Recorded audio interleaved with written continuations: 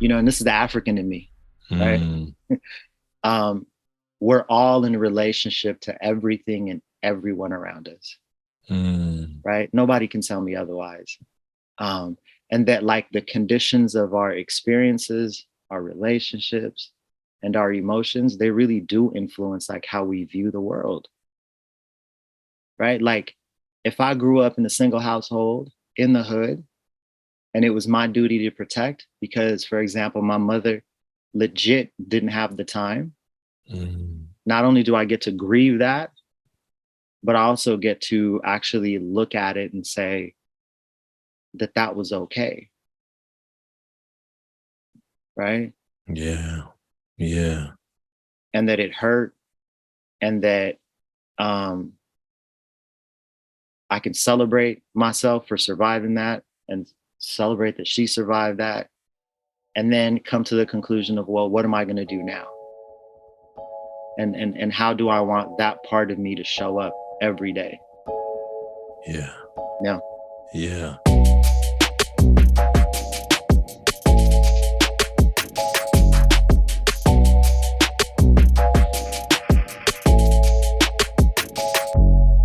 Welcome to the Taking Off the Mask podcast. My name is Ashanti Branch, and I'm really glad you joined us. Today's guest is Gidai Maaza. Gidai is born in Ethiopia, but he was raised here in the U.S. I think this is probably one of our first episodes where we're really talking about the immigrant experience. And I think it's a very interesting twist on the immigrant experience because oftentimes the immigrant experience is not like people who look like me. The immigrant experience is not people who are from countries that are not in the battle with the politicians and conversations about immigration reform. The challenging part is that oftentimes we ignore the other immigrant stories. You know, Gidai and I talked about the journey of an African immigrant. You know, in this country, we have lots of experiences that people have talked about where my ancestors were enslaved, if you can imagine that. And there's plenty of people out there who are willing to actually act like that didn't happen. But even outside of those people, and that'll be another episode for another time to really dig deep. And as you know, my conversation with Mr. Beal, we had a really deep conversation about this. But in this conversation, what happens when you look like me, when you have this skin tone of a black man, but yet your experience is very different?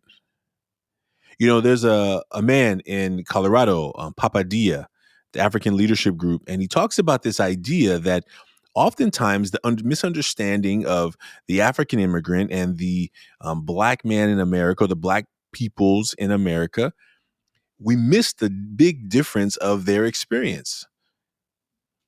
Those who immigrate from Africa, technically, according to the way we understand slavery here in the US, have never been enslaved.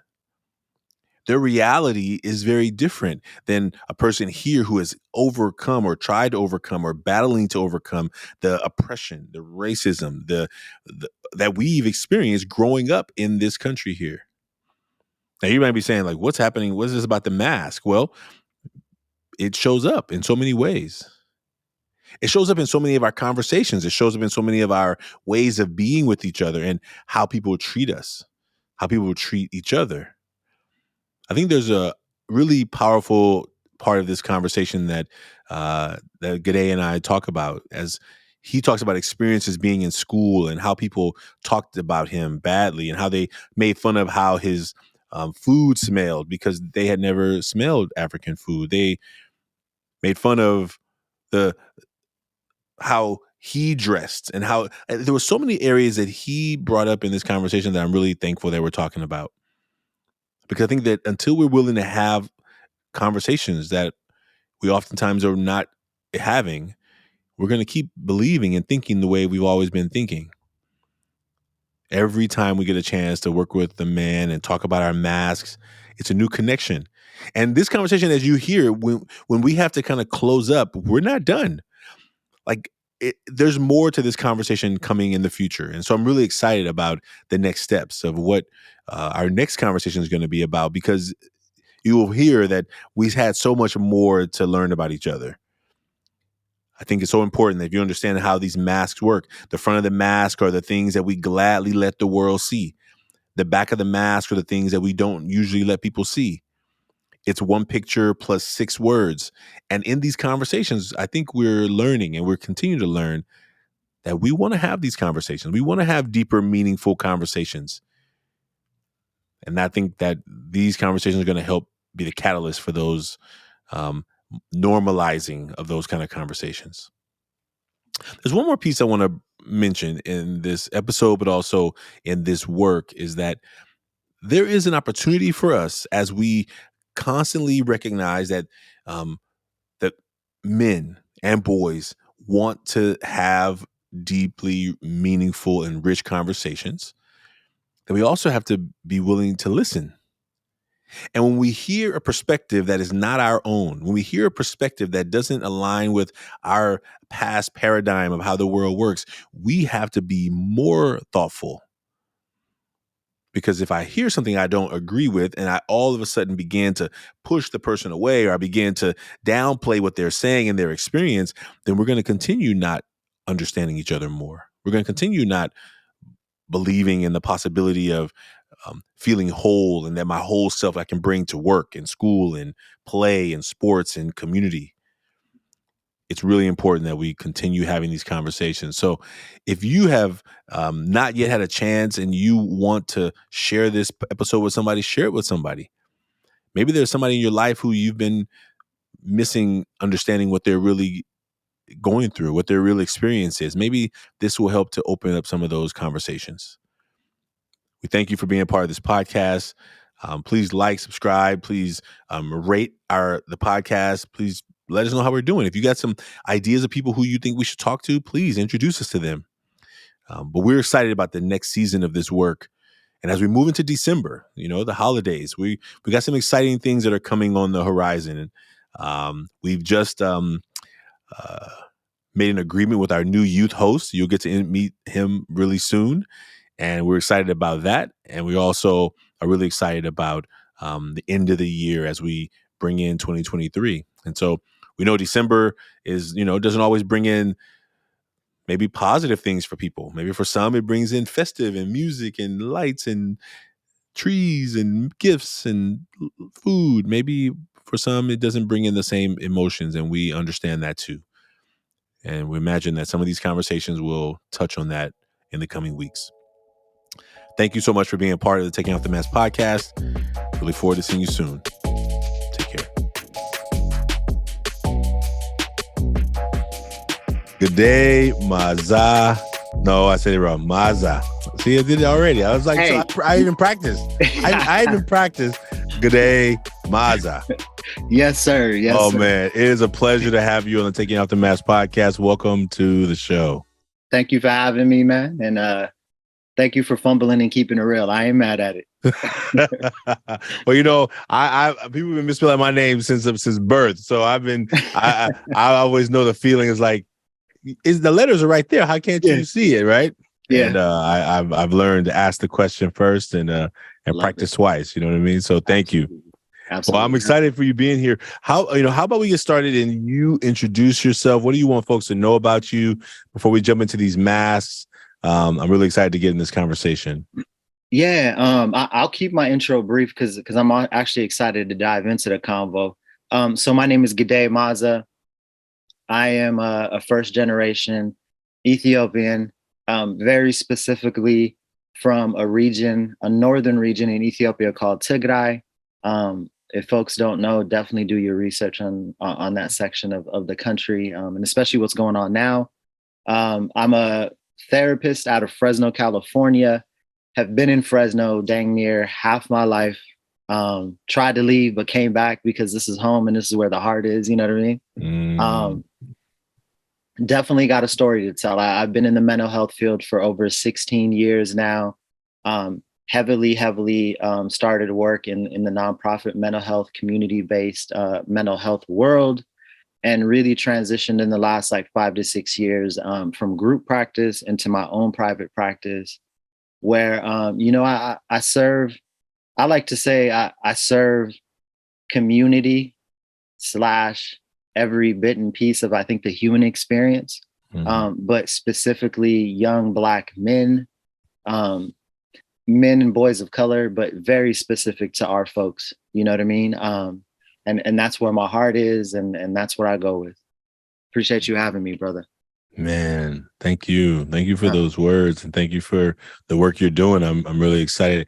I hope at some point we'll get into the conversation between switching from the group work to the private work, right? Because I think that's definitely something, as you know, as us as an organization ever forward, it's always been a circle. It's always been a circle of young men, and it's always been, you know, I'm always talking to young people one-on-one in, you know, conversations or phone calls or whatever, but I'm not a therapist, you know, I'm just a mentor, right? So that space of just conversation, and that's what this podcast is about, right? How do we help people see that sometimes we get into those groups and we're having all these words bouncing off the walls of each other, and yet no one's really connecting, right? It's just the perfunctory word salad that shows up in groups, right? And then how do we have a conversation with somebody that goes deeper? That's what we were talking about before the show.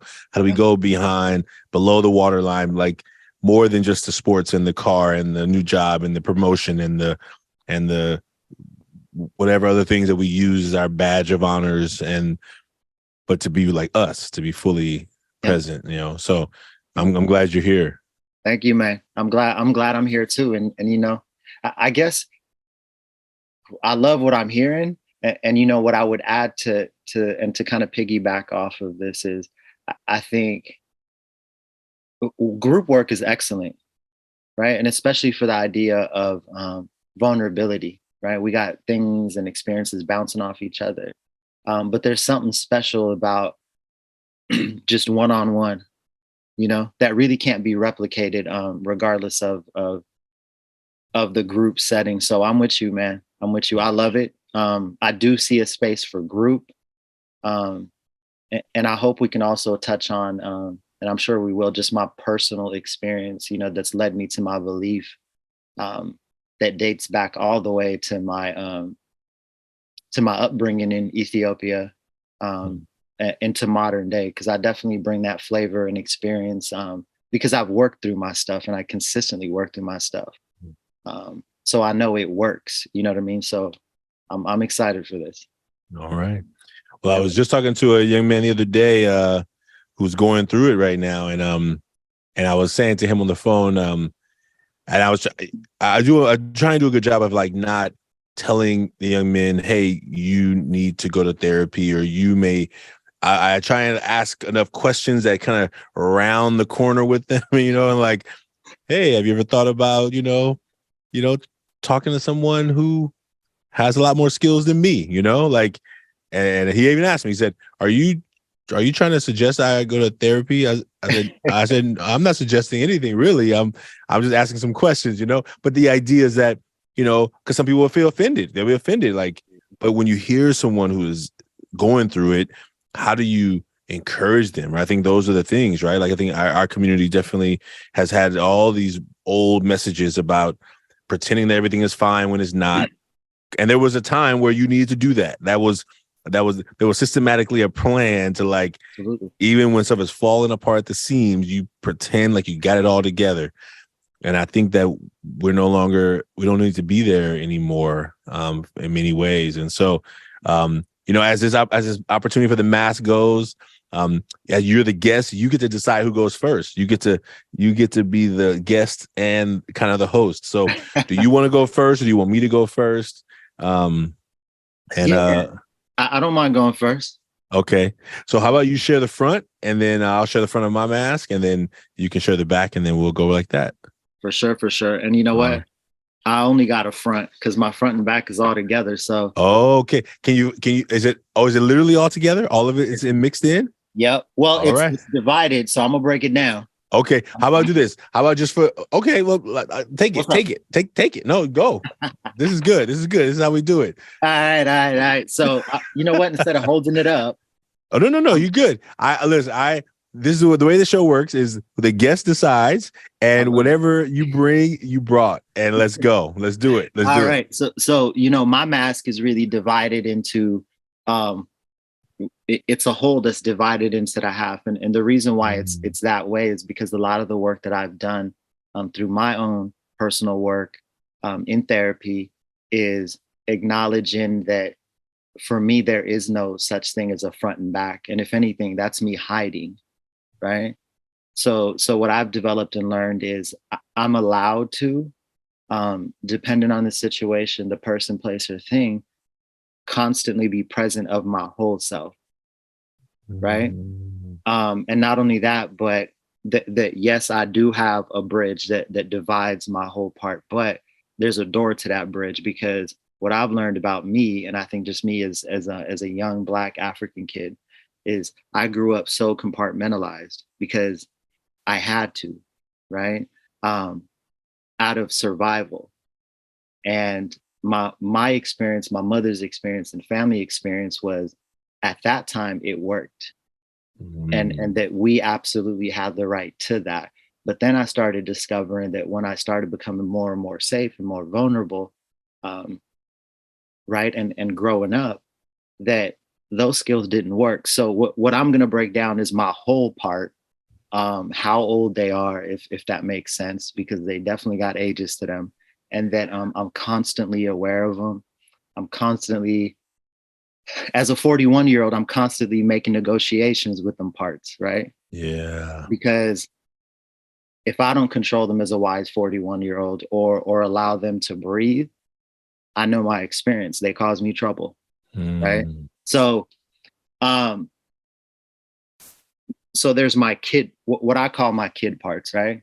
And then there's my distinct 41-year-old part. So I'll start with my kid part. So I definitely got a 2 to 3-year-old in there, right? And he's very observant, very quiet, and he comes from a place of absolute survival, right? Like the back of the brain stuff. Because what happened to me and my mom in the early 80s is that my mom made 2 different trips by taking me literally with her, and walked into a whole other country. We essentially became refugees. And if folks know anything about the history of Ethiopia back then, there was a huge famine and political social war.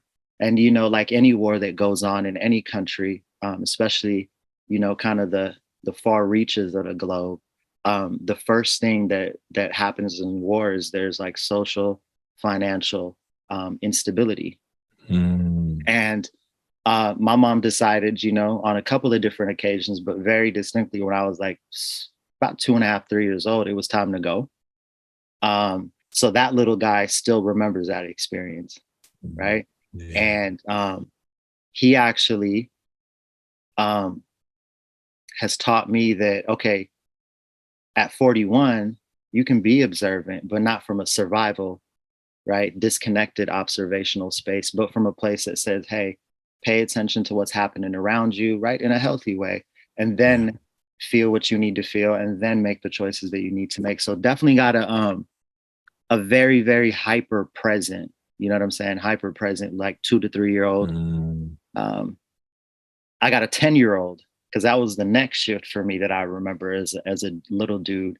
And by about 10 years old, I want to say I had it together. I was American, Ethiopian, right? My identity was still on a level like figuring itself out, and I was too.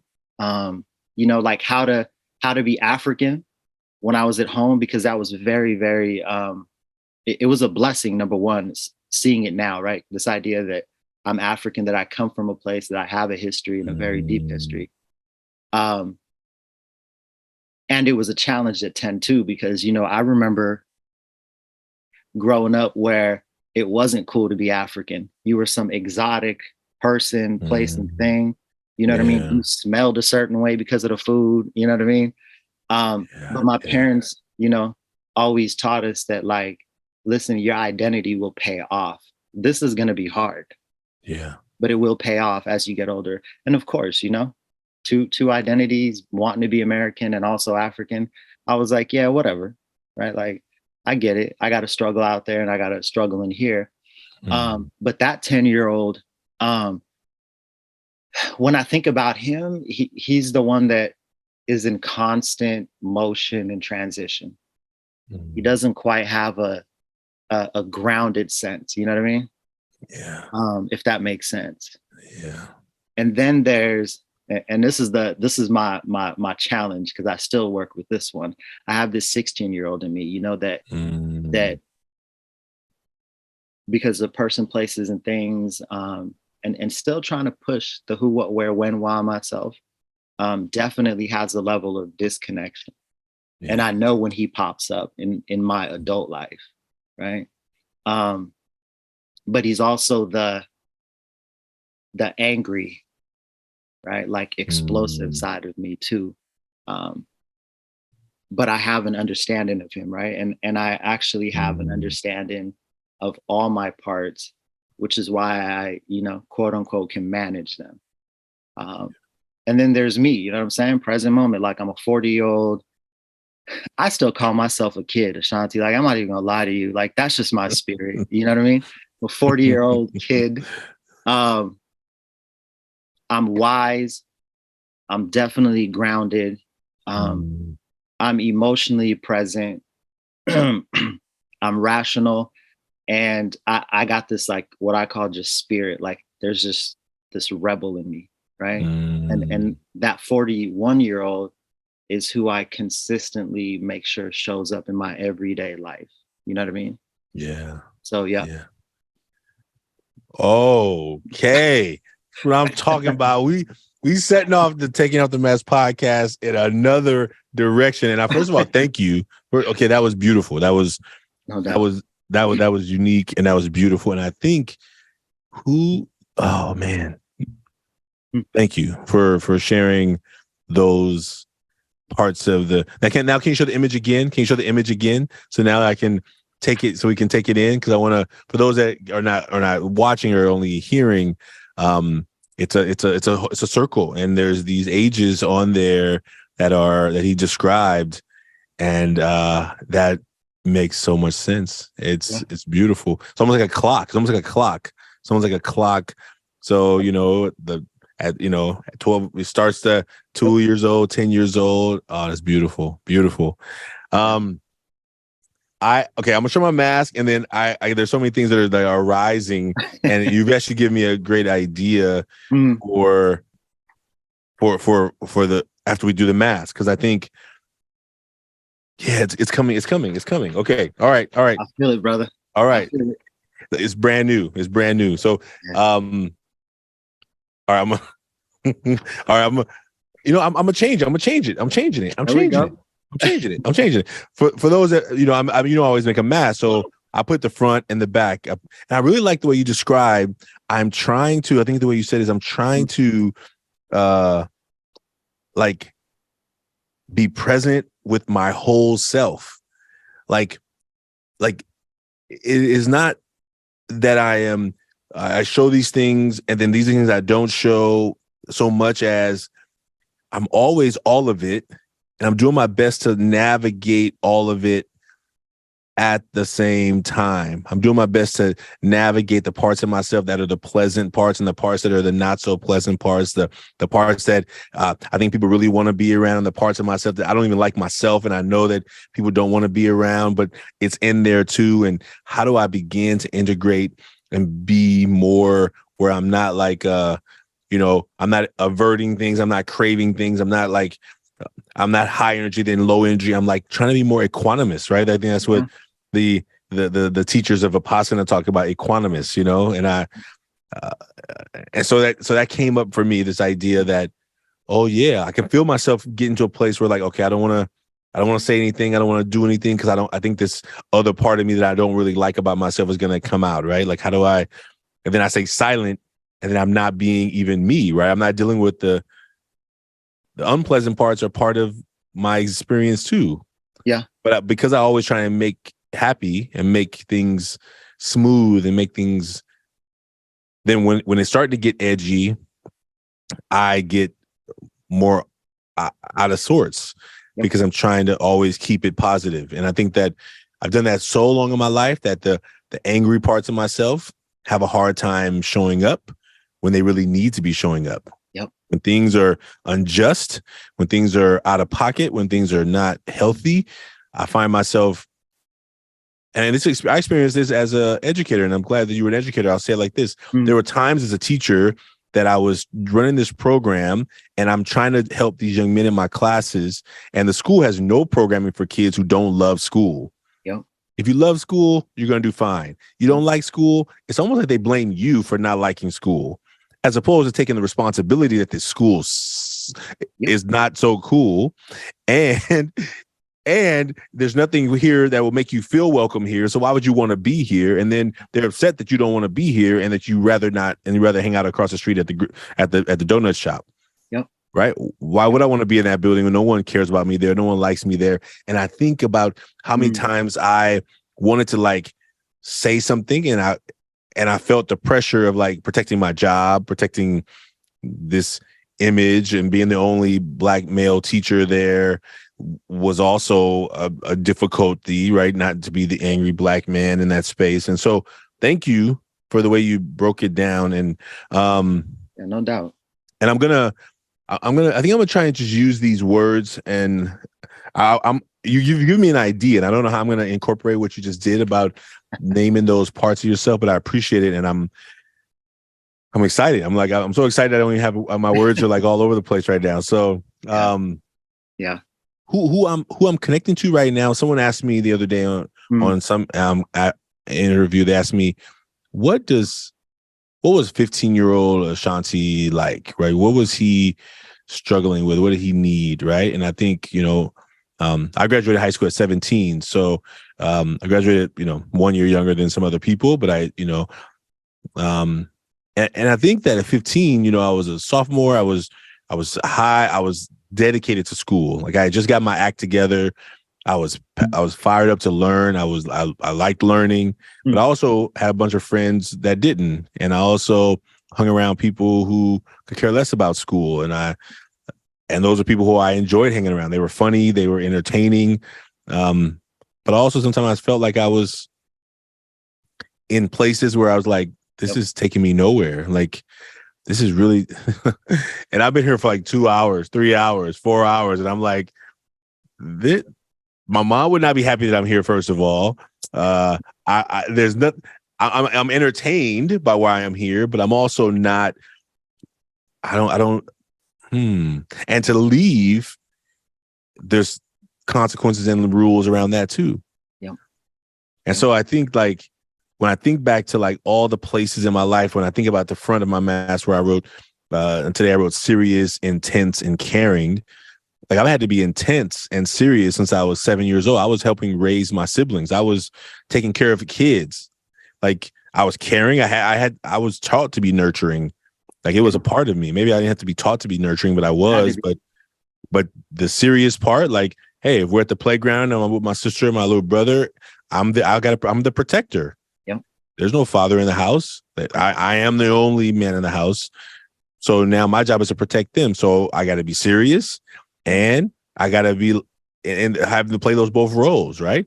Hey, why are you pushing my little brother? Why are you pushing my little brother? Why are you and then I got to be the protector as much as I'm trying to be caring for him in that same moment. So how do I integrate both sides? And then put those stuff on the back, the stuff on the back that I don't deal with so much, worried. I wrote on here about food addiction and fear is a big one that I try and keep on the back. Because a lot of times as I was trying to be the man of the house, I didn't know what I was doing. You know what I'm saying? And then the rules were different, right? The rules at my house was like, okay, you're in charge of everything. You got to take care of these siblings, make sure they do your homework, make sure they clean the house, make sure they do their chores, prepare the meal for them, whatever it took. But when I get to school, I'm supposed to act like a little kid because all these other kids How do you do that? like little kids, right? Yeah. Like they all had a childhood and they're still acting like children. I'm a man. You know what I'm saying? Yeah. I ain't one of these little kids here. I don't know what's going on with you. So my arguments with teachers were oftentimes really kind of obnoxious because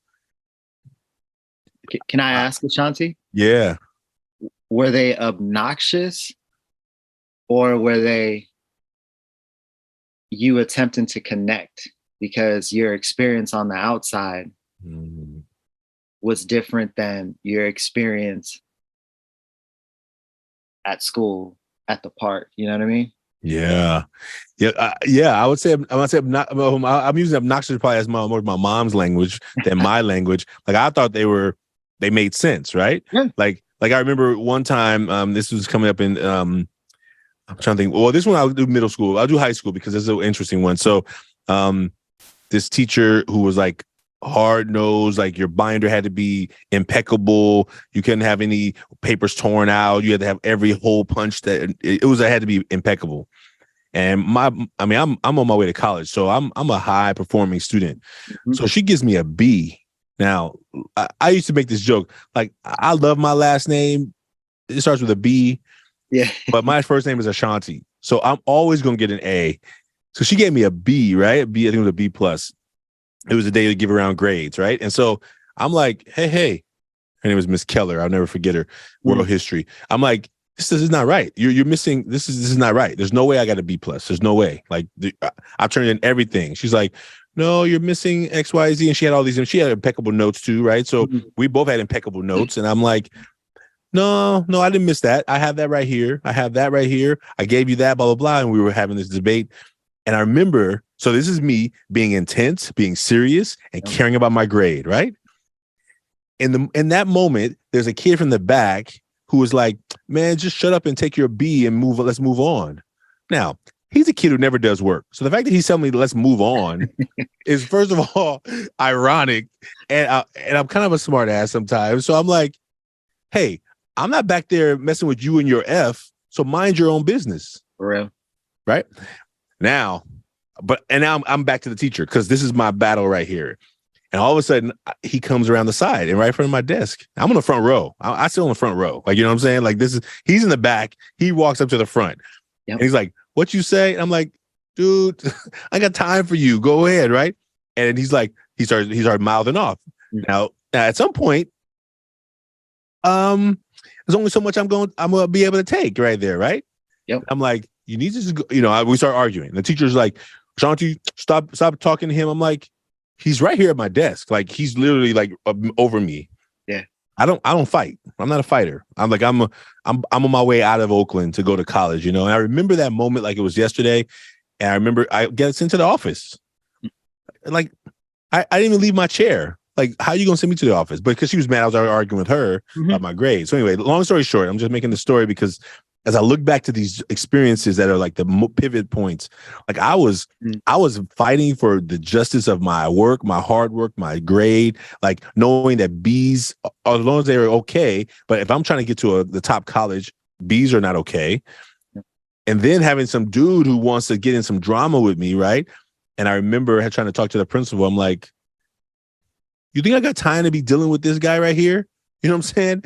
Like, look at my report card. Like, why are we even having this discussion? You're acting like I didn't even get out of my chair. And I remember having to convince people like, oh, I don't have the right to defend myself or my grade. I'll focus on defending my grade. I wasn't even focused on defending myself. And I remember my friends were like, dude, don't let him walk up on you like that. You got to stand up. I'm like, I ain't worried about him. They're like, no, but if he hits you, like he could just knock you out and you're in the chair, right? And this is like my friends. These are my friends who are not on their way to college, but they're helping me how to survive in this world that I'm in, but I'm not in so much, Yep. Anyway, that was a long story. So no. And this is interesting to me, Ashanti, because I think a lot of our experiences, brother, as men is exactly yours. That at any given point, to the best of our ability, we're trying to like articulate and communicate how we understand the world. Yeah. Whereas your teacher is looking at you as, yo, you're a 17-year-old kid. Like, you can't talk to me like that. So her world is coming into play, right? And her perspective of that. And then you got the kid in the back of the chair or the back of the classroom coming up to you and his world is clashing into, and you're like, what's going on here? Right? It's something about just understanding where folks are coming from Yeah. with how they're trying to communicate their needs and concerns. That is deep. And I think that if we're willing to listen Yeah. before we go into like action mode, Yeah. survival mode, I think we'd live in such a different world.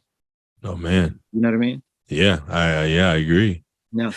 And I imagine you're talking about the survival part, like you having that part of yourself that you described as being here in America, but also being African and being like in this survival mode to fit in and not be ostracized or not to be called names, right? I mean, I can think of many names that little kids call people who don't look like them, and maybe I've done it too, like without even attributing, not even knowing. Like I may not even known, but I just know that the names that we call each other to either hurt people's feelings, to make people feel small, to all the ways that we use that behavior, Yeah. Which all point to me and go back in the direction of lack of understanding.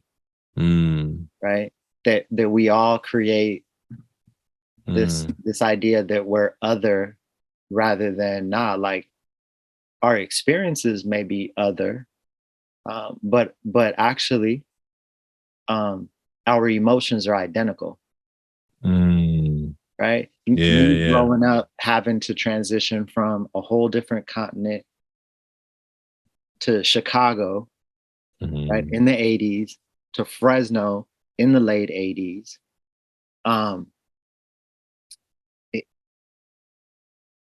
It was survival, right? And my parts didn't understand that growing up, obviously, right? But because time and experience taught me otherwise.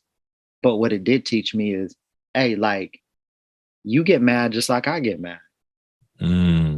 But you grew up in the hood in West Fresno.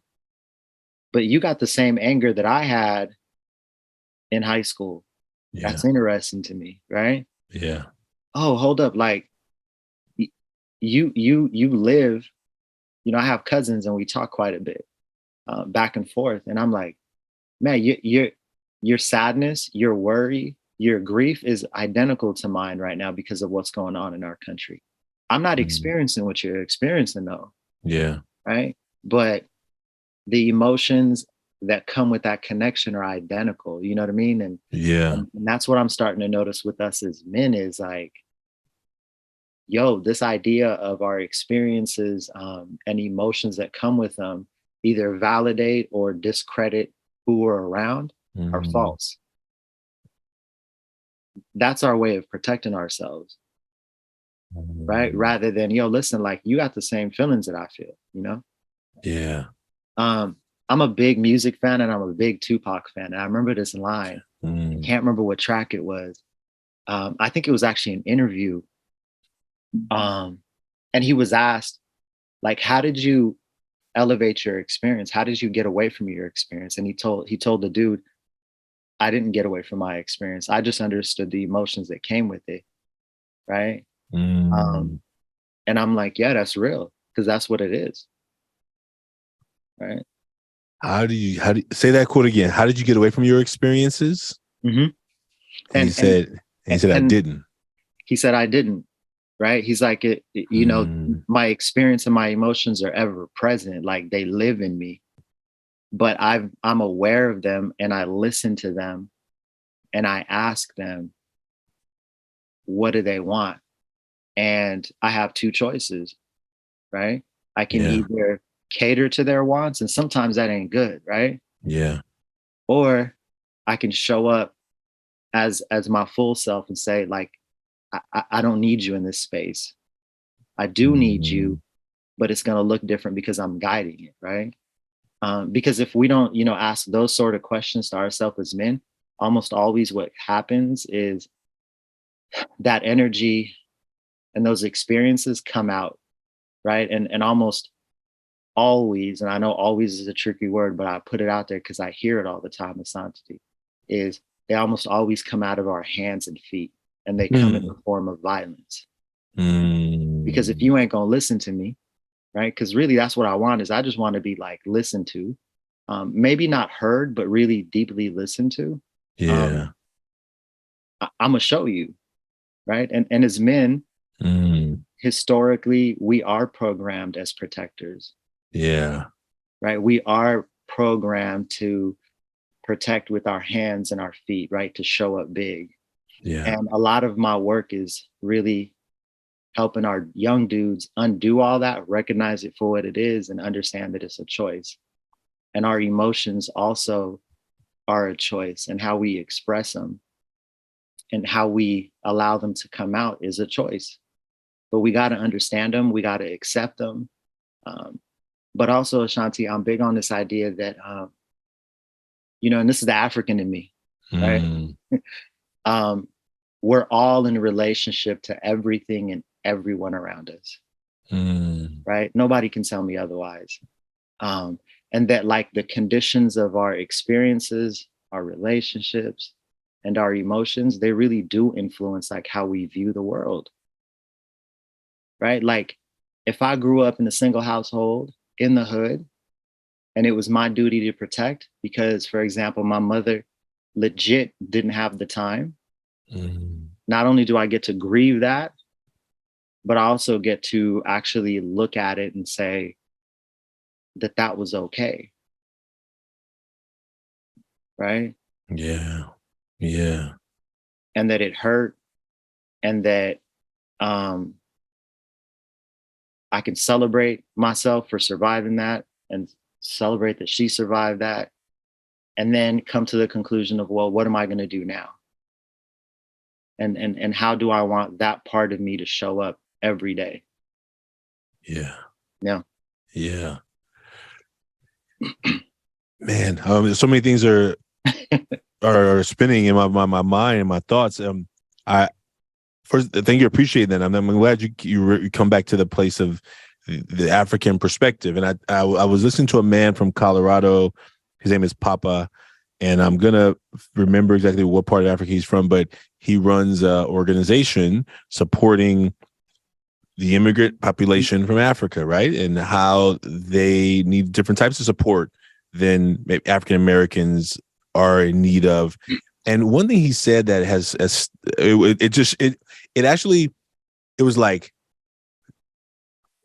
almost like, oh wow, like I never thought of that perspective. And I would like to just ask you about it. He said this. He said, it's really important that people understand that even though our skin tone may be similar, that if you are an immigrant from Africa, for the most part, you have never had a history of being enslaved. And I think that when he said that, it almost was like, oh, wow, wait a minute, wait. And so how many times do we group people in behaviors and perspectives and attitudes because we think that they are operating from the same paradigm? Absolutely. And I think that it literally, every time I repeat it out loud, I'm like, how wild is that? Oh, not only that idea, but that also that concept that, when I had a young man in my program, his family was from Ethiopia. I don't 100% know if he was born here or not, but I do know the pressure I watched him feel. Like he was smart, he was talented, he got access to knowledge like quick in his classes. And I saw him trying to like act like he needed to act like some of these other young men. And I was sometimes just watch. I mean, as a mentor, my job is sometimes to watch and observe, and sometimes to intervene. And I'm like, this is why are you talking like that with right now, right? Why? And you watch the pressure that he felt. You can almost see it just on his face, on his like, I better say something. I better say something. And just this idea that, and I'm sure I'm talking about one small little example of experience, but to watch him feel like he had to use that type of language that they were using and to like glamorize what they were glamorizing in the moment, and that pressure to like not feel left out. And now I watched it, and hearing Papa say that in that conversation, it replayed those moments where I was watching him in a conflict, and like a literal visceral conflict of like, kind of like, wanting to disconnect from what they were saying, but also feeling pulled to compete and to banter back and forth. Yep. It was. Yep. No, listen, Ashanti, I'm big on telling truths, right? Yeah.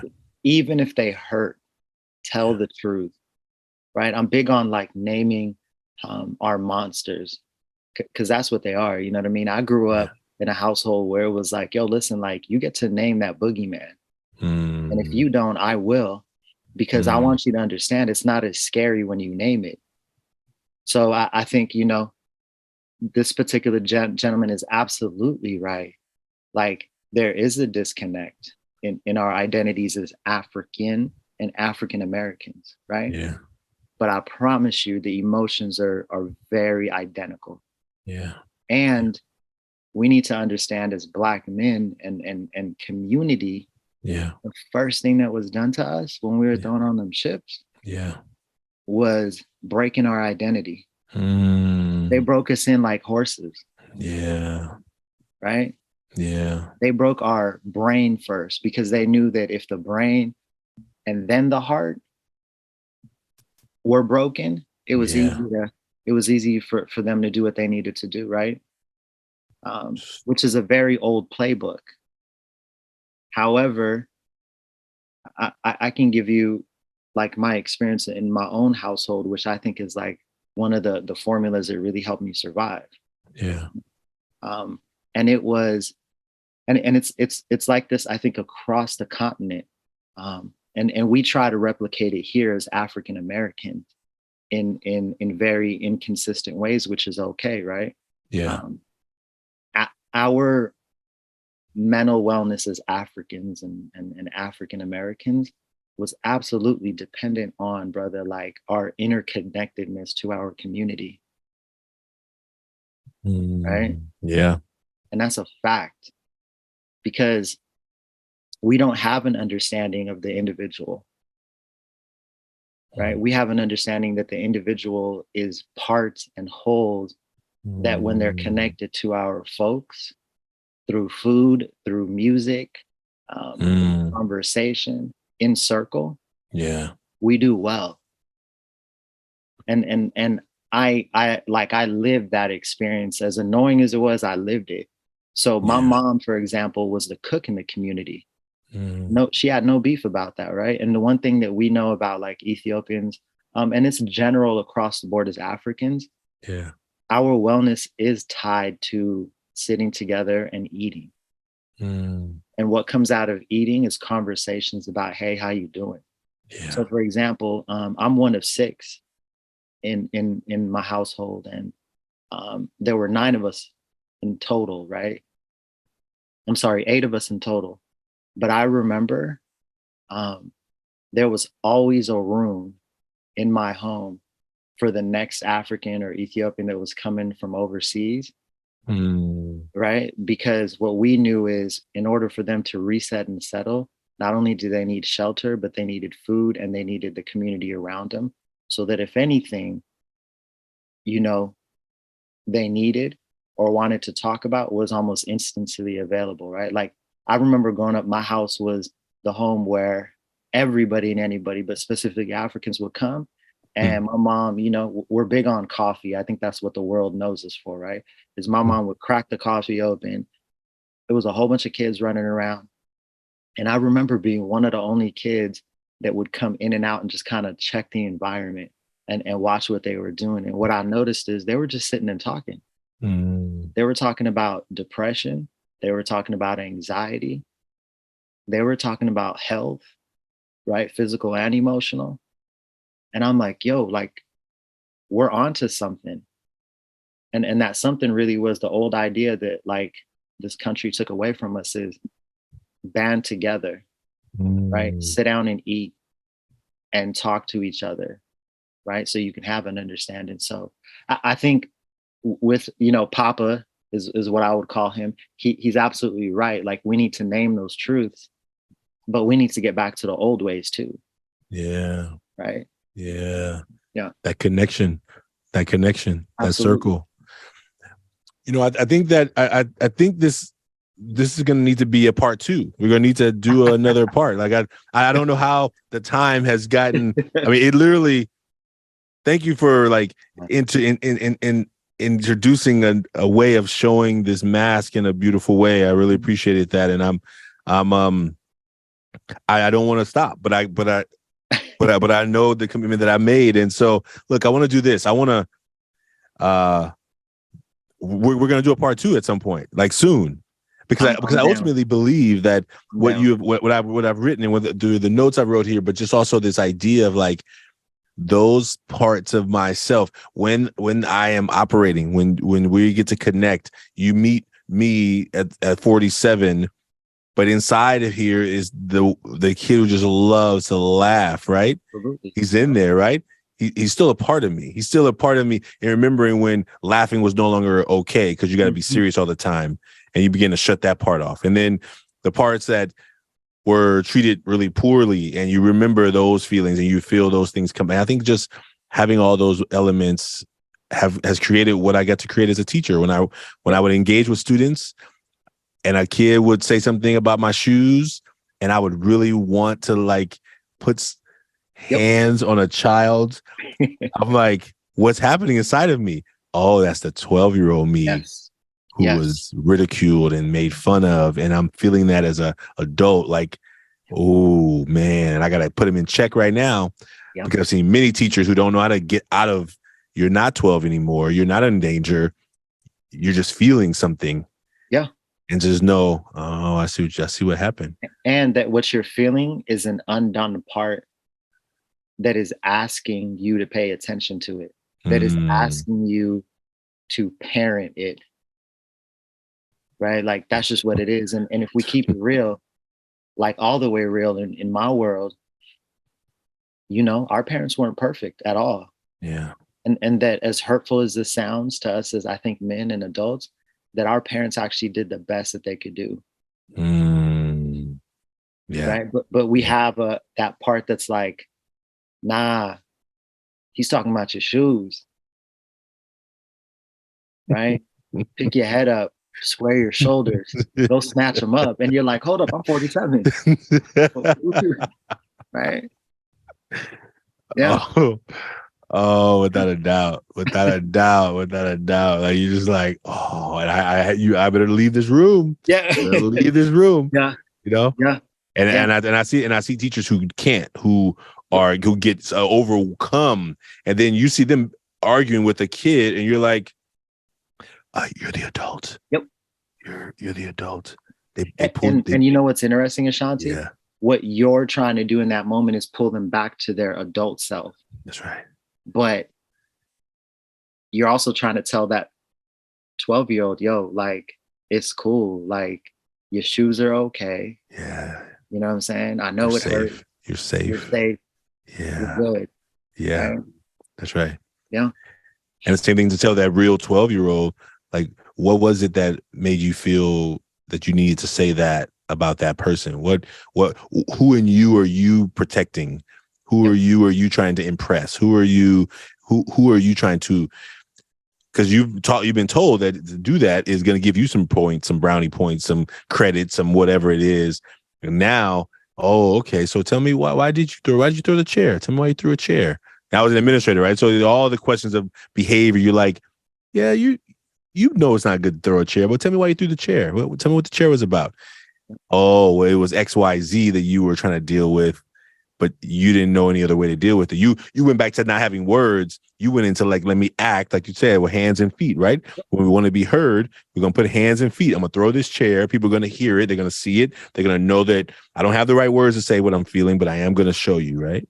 And how often does that come out against our family and friends and people who love us too? Absolutely. Absolutely. And then their communication is reflecting that part of us, right? And then it's chaos until it's calm. Which is why I think there's always a responsibility, always for us as adults, to take care of us first, to find the balance in us first, to understand what triggers us, what moves us. Because if we don't, we're going to be in this constant feedback loop of chaos with our men and boys. Oof. Right? Ooh, Because the work, and I have a mentor that tells me this all the time, and it annoys me, right? At times, right? But this is a 16-year-old, right? Yeah. Very cocky, ego-based 16-year-old in me is annoyed, but he's right. Yeah. The work is only about us, Right. right? It's only about us and our parts, because that outside world, and he tells me this so often, is always coming at us. It always will. Yeah. It doesn't stop, Yeah. right? So gotta put the shoulders up a little bit, you know? Okay. Well, look at this. Yeah. This weekend I'm gonna be doing some journaling, and then you and I are gonna have another talk. I'm gonna Let's be do tapping in. I appreciate you breaking that down. Listen, for it. those people who may be interested in, who may be in your area, who maybe want to Yeah. like follow back up with you, is there any way you want people to follow you? What ways do you want people to connect with you if you want? Yeah. The easiest way, Ashanti, and thank you, and I'm still new to this part, right? Yeah. Is through Instagram. It's Great. GMAAZA LMFT. And that's my immediate Instagram. I do my best to post. If folks just want to reach out and holler, that's the easiest way to do it. Easiest. Beautiful. We will put the link in the show notes here, and I want you to know that this is not done. This is nowhere near done.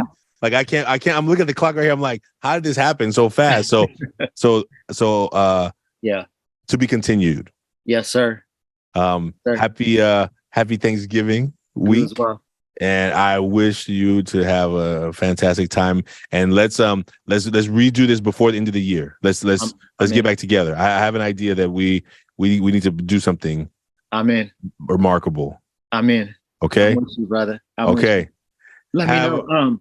Real quick, Ashanti, do I need to do anything else, or no? You're good to go. This? We're good. Yeah. No, you're gonna get an email from our team. I'm gonna just close out right now. So, folks, listen.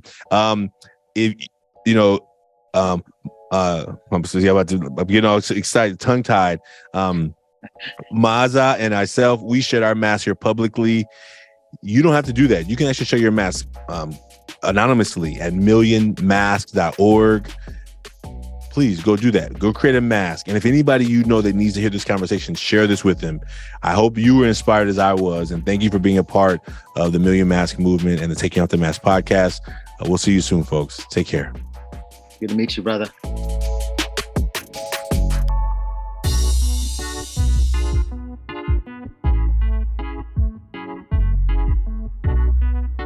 The Taking Off the Mask podcast is produced by Ryan Louie. Graphics are by Kelly Wong, and a special thanks to the team at Ever Forward, Vanessa Cortez and Choque Allen Alvarez. We'd like to thank everyone who's been a part of the creation of this podcast as we cross the 100th episode milestone and begin the work to the next 100. We hope that everyone who's been a part knows that they're a part of the Taking Off the Mask family. And we look forward to you being a part of it as well. If you like what you heard today, please subscribe, write a 5-star review, and share, as we look forward to continuing to have conversations that matter. Stay tuned for the relaunch of the Million Mask movement on 11/11/22. That's November 11th of 2022. There's a math problem in there. You can find out more by visiting everforwardclub.org and following us on social media. Take care, and we'll see you soon.